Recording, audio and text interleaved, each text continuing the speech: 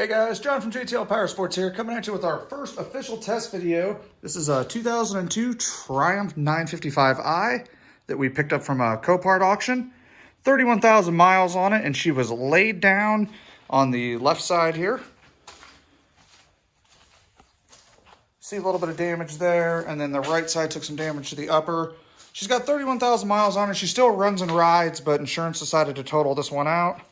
Pretty nice unit overall, though. Kind of a sucker for these things, so I saw it roll through the local Copart and had to pick it up. Rear fender looks like it got hacked up in the accident as well.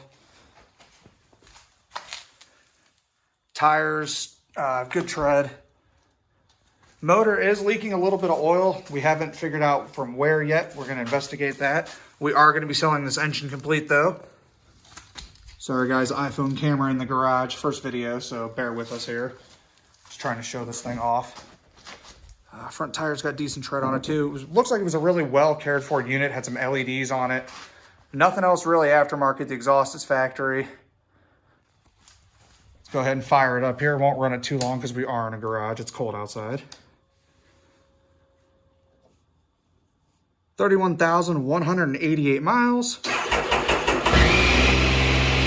right up. She is cold still. As you guys can hear, running well. I did take this down the road the day we got it. The throttle was a little bit sticky. It was kind of a sketchy situation, but I did test all the gears. Everything worked. Brakes all worked. The shifter was bent in the accident too, so that got a little questionable. Give her a couple of revs here and then we'll shut it down.